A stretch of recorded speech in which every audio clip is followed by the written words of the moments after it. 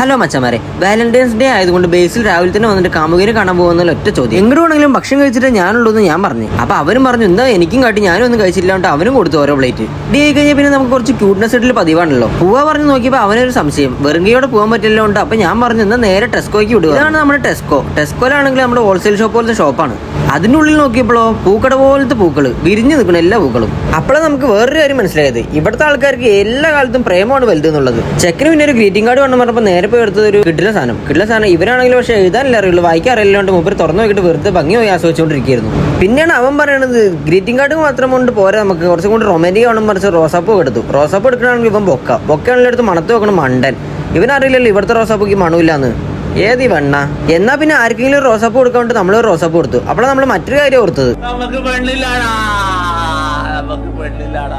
പിന്നെ അവിടെ തന്നെ ഇരുന്നുകൊണ്ട് നമ്മൾ ഗിഫ്റ്റ് ഒക്കെ എടുത്ത് റാപ്പൊക്കെ ചെയ്ത്. ഗ്രീറ്റിംഗ് കാർഡ് എങ്ങനെ ഒട്ടിക്കാൻ കൂടി അറിയാത്ത മൊണ്ണയ്ക്കാണ് പെണ്ണൊക്കെ സെറ്റ് ആണെന്ന് ഓർത്തിട്ട് നമ്മൾ കുറച്ചു സങ്കടപ്പെട്ടു. പിന്നെ കൂടെ വിവരമുള്ള ഞാനുള്ളതുകൊണ്ട് ഞാൻ പറഞ്ഞു കൊടുത്തത് ഇങ്ങനെ അല്ലാതെ അടുത്ത് ഉള്ളിക്ക് തിരികുമായിരുന്നു. എല്ലാ പാക്കിങ് കഴിഞ്ഞ് എല്ലാ പണിയും കഴിയുമ്പോൾ നമ്മൾ ഡ്രൈവറെ അടുത്ത് വെച്ച് പോവല്ലേ ചോദിച്ചാൽ മൂപ്പര് പറഞ്ഞു ഓക്കെ പോവാണ്ട് ഒറ്റ തിരിക്കല്. നമ്മൾ പിന്നെ 2K കിട്ടേ ആയതുകൊണ്ട് നമുക്ക് ഫുള്ള് വൈബും ആയിട്ടുള്ളായിരുന്നു പറ്റുന്നുണ്ടായിരുന്നുള്ളൂ. പിന്നെ ഇടയ്ക്ക് കുറച്ച് തേപ്പ് ഗാനങ്ങളും. പെണ്ണെന്നെ ചതിച്ച് കാശുകാരൻ തിരിച്ചപ്പോ അവക്കങ്ങ് സുഖിച്ച് എന്നെ തട്ടിക്കളഞ്ഞിട്ട് പുള്ളിങ്കമ്പ് പിടിച്ച് എന്നെ എന്റെ 4 കൊല്ലം പോയടാ പൊന്ന്.